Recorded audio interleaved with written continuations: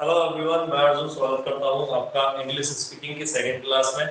आज की वीडियो में आज की क्लास में हम प्रीपोजिशन के बारे में थोड़ा सीखने वाले हैं और सेंटेंस का फॉर्मेशन भी सीखने वाले हैं।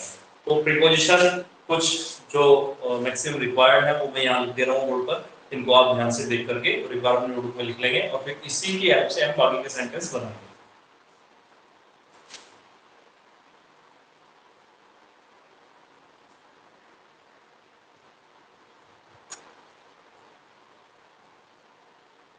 बात करें प्रीपोजिशन होता क्या है, तो प्रीपोजिशन जैसे कि इसके नाम से समझ में आ रहा है, प्री मैंने पहले, पोजीशन कहते हैं स्थिति, यानी जो इसकी स्थिति पहले हो, किससे पहले हो, नाउन से पहले, प्रोनाउन से पहले। तो जो प्रोनाउन से और नाउन से पहले आते हैं, जेंडर से पहले आते हैं, उन्हीं को हम प्रीपोजिशन कहते हैं और इनकी बहुत ज्यादा आवश्यकता होती है इंग्लिश में और इनका जो मीनिंग है वो हमें पहले सीख लेना चाहिए। तो मैं कुछ वर्ड्स यहाँ पर जो प्रीपोजिशन के हैं वो लिखा रहा हूँ, सभी ध्यान से समझो।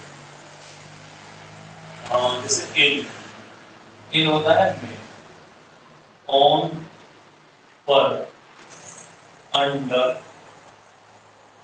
नीचे, फॉर, लिए, विद, साथ, विदाउट, बिना, मतलब बिना किसी कार्य के, वहां पर विदाउट होता है। और ऑफ मैंने कहा, अबोव ऊपर, बिलो मैंने नीचे। इस प्रकार प्रीपोजिशंस हमारे होते हैं और भी बहुत सारे हैं। इनटू, में, अपॉन, ऊपर, ओवर, ओवर भी। तो इनमें और इनटू में क्या डिफरेंस है भाई, दोनों का में होगा। तो ये होता है में अंदर, ठीक है, और ये भी अंदर ही होता है, लेकिन ये मोशन के लिए यूज होता है। जब कोई चीज बाहर से अंदर जाती है कोई वस्तु, तो उसमें इनटू का प्रयोग होता है, और जब कोई पहले से ही अंदर है तो उसमें में का प्रयोग होता है, इनका। जैसे कि बॉल कमरे में है, the ball is in the room. और जैसे कि बॉल कमरे में, जैसे कि बिल्ली कमरे में जा रही है, the cat is going into the room, उसमें इनटू। तो ये बहुत इंपॉर्टेंट है, सिर्फ प्रीपोजिशन आप एक बार अपने नोटबुक पे नोट कर लीजिए, उसके बाद आगे देखते हैं।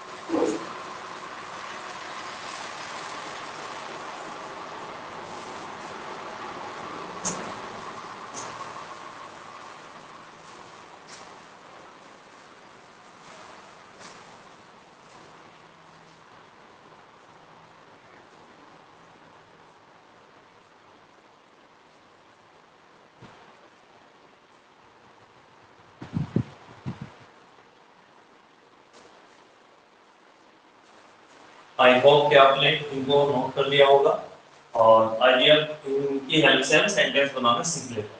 इसमें इन होता है मैं, तो इसका सेंटेंस कैसे बनेगा?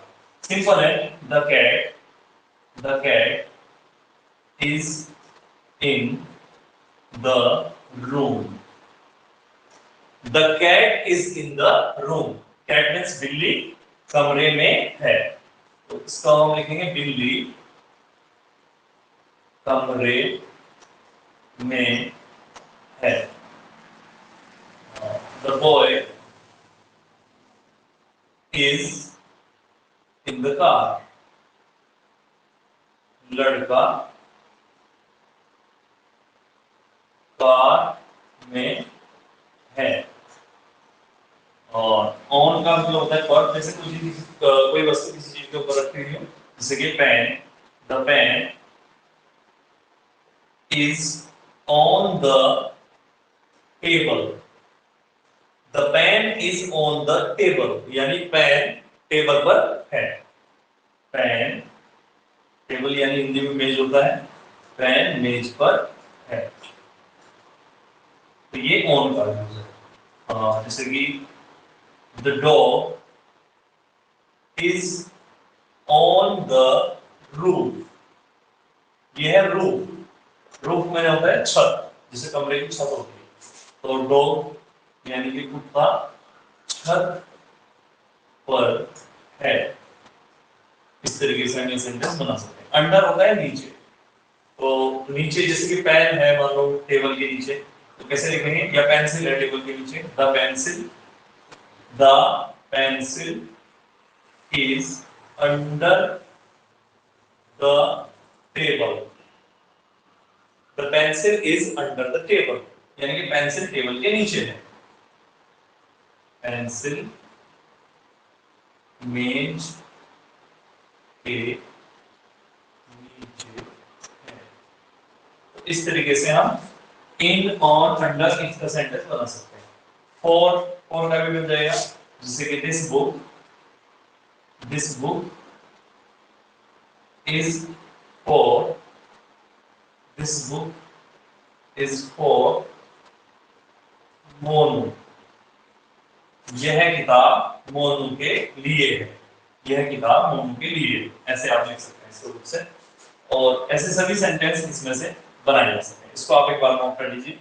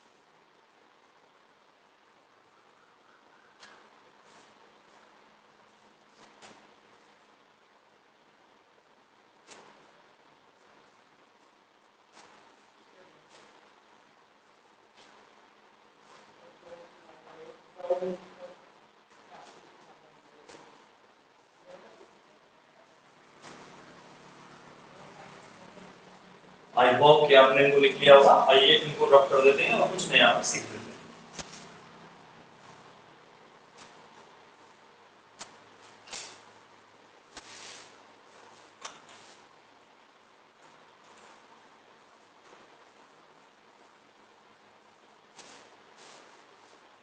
तो हम प्रीपोजिशन का यूज सीख रहे हैं।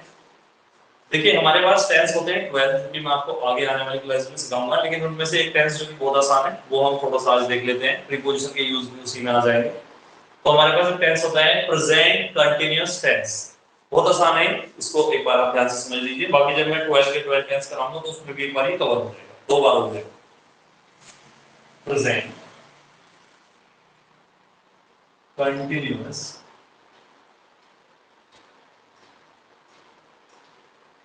tense, present continuous tense। Present continuous tense Hindi में इसमें लास्ट में रहा है आएगा, ठीक है, यानी कि कोई काम, कोई व्यक्ति कोई काम कर रहा है।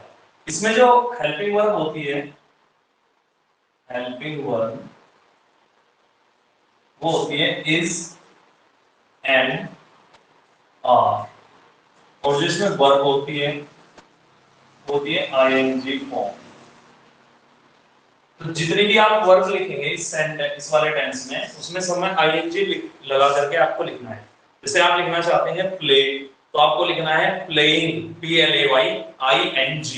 जैसे आपको कोई भी वर्ब लिखनी है, ड्रिंक तो हो जाएगा ड्रिंकिंग, राइट का हो जाएगा राइटिंग, प्ले का हो जाएगा प्लेइंग, वॉक का हो जाएगा वॉकिंग, फ्लाई का हो जाएगा फ्लाइंग, सब में आईएनजी ऐड हो जाएगा। तो इसमें हम कोई भी सेंटेंस बना सकते हैं इस वाले टेंस से, बहुत सिंपल होता है। जैसे कि हमें लिखना है कि Raju is playing hockey with his friend Sonu. Raju is playing hockey with his friend Sonu, यानी कि राजू मिल गया है हिज फ्रेंड सोनू। हिज मैंने अपने, अपने अगर बॉयज के साथ में हिज का प्रयोग हो तो उसका मतलब होता है अपने, ठीक है। तो राजू अपने फ्रेंड यानी मित्र, अपने मित्र सोनू के साथ हॉकी खेल रहा है। जैसे कि he is writing a poem in his notebook. तो ही मैंने वह अपनी नोटबुक में या अपनी कॉपी में एक क्या लिख रहा है, पोएम। पोएम मीन्स कविता, एक कविता लिख रहा है। तो मैं इसी तरीके से 2 सेंटेंस आपको दे रहा हूं, आपको ध्यान से देखना है उनको और अपने नोट में खुद से करना है। जैसे कि शी, ये गर्ल्स के लिए प्रयोग होता है, मैं आपको कल बताया। तो she is drawing, she is drawing a beautiful picture. She is drawing a beautiful picture, आपको खुद से इसकी हिंदी लिख करके हमें बतानी है। उसके बाद they are going to, they are going to Delhi today। today मैंने आज, they means वे क्या कर रहे हैं ये आपको बताना है। एक और सेंटेंस आपकी, विवेक is cooking,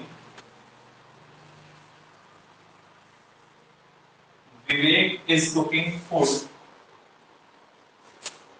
in the kitchen। Vivek is cooking, cook मैंने बनाना, क्या, भोजन, इन द किचन। ये आपको 3 सेंटेंस हिंदी में करने हैं, अपने आप से आप इसको ट्रांसलेट कीजिए।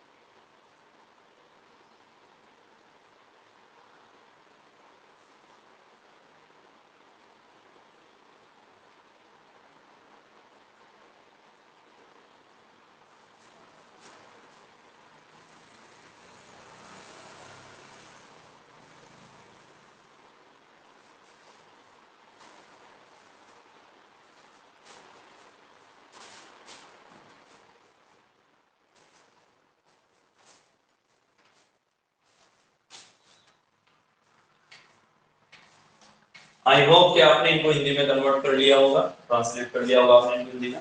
आइए कुछ और सेंटेंस देख लेते हैं, जिनमें से कुछ नेगेटिव सेंटेंस भी हम सीख लेते हैं। नेगेटिव बहुत सिंपल है, इसी में नॉट लग जाएगा। जैसे she is drawing a beautiful picture, तो शी इज नॉट, इसके बाद नॉट आ जाएगा। नॉट हमेशा ध्यान रखेंगे हेल्पिंग वर्ब के बाद बनता है।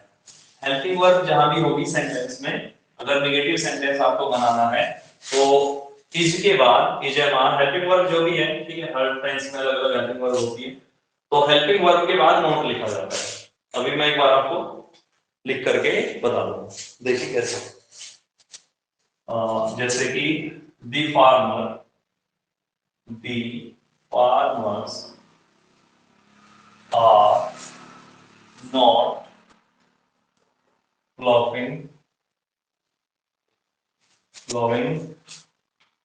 in the field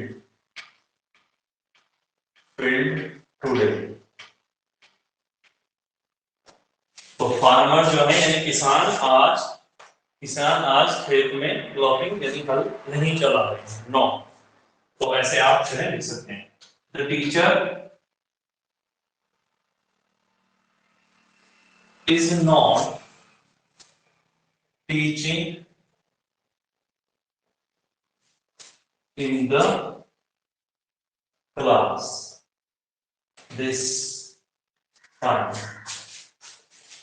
this time यानी इस समय, दिस टाइम। टीचर यानी अध्यापक इस समय कक्षा में नहीं पढ़ा रहे हैं, ऑनलाइन पढ़ा रहे हैं, ठीक है। तो इस तरीके से आप इसको नोट कर सकते हैं और इसका हिंदी में ट्रांसलेशन आप कर सकते हैं। ऐसे ही द स्टूडेंट्स आर स्टडिंग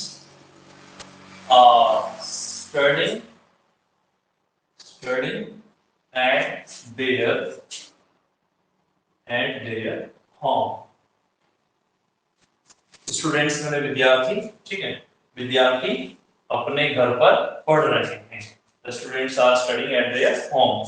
और अगर मुझे नेगेटिव करना हो तो ये आर जो है, आर इसके बाद नॉट आ जाएगा। The students are not studying at their home यानी जो स्टूडेंट्स हैं, जो बच्चे विद्यार्थी जो हैं, वो अपने घर पर नहीं पढ़ रहे हैं।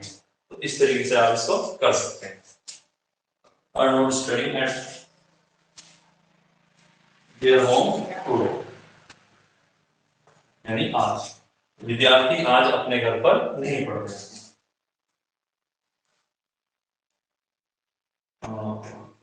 they are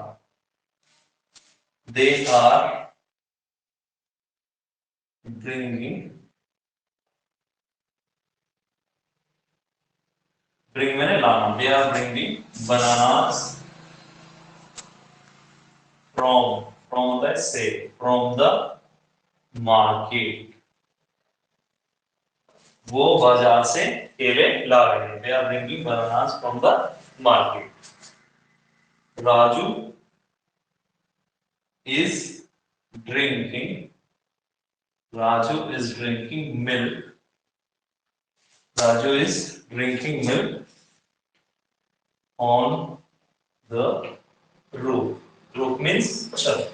तो राजू छत पर दूध पी रहा। अच्छा, हम बता रहे थे कि नेगेटिव, तो इन सब में नोट कहाँ लगेगा, दे आर के बाद नोट लगेगा, are not. Raju is not, ऐसे।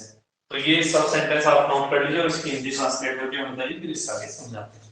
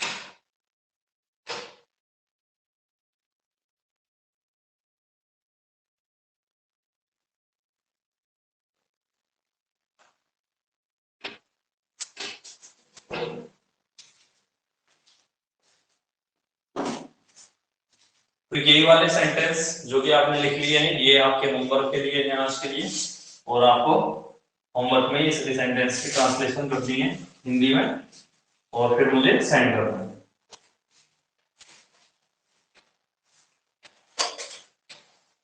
तो आज के टेंस का हमारा नाम था प्रेजेंट कंटिन्यूअस टेंस, और प्रेजेंट कंटिन्यूअस टेंस के अलावा हमने कुछ प्रीपोजिशन सीखे हैं इससे पहले, जैसे इन मैंने में, ठीक है। ऑन मैंने पर, और इनटू भी में होता है, अबोव मैंने ऊपर, फॉर मैंने लिए। तो इस तरीके के हमने कुछ प्रीपोजिशन सीखे हैं और हमने प्रेजेंट कंटीन्यूअस टेंस सीखा है। इसके अलावा कल हम पार्ट्स ऑफ स्पीच सीखने वाले हैं। कल की क्लास बहुत इंपॉर्टेंट है, तो सभी स्टूडेंट्स से मैं कहना चाहूंगा कि कल की क्लास ध्यान से जरूर देखें। और आज के लिए बस इतना ही, इसको आप अच्छे से घर पर एक बार प्रैक्टिस कर सकते हैं। Bye everyone.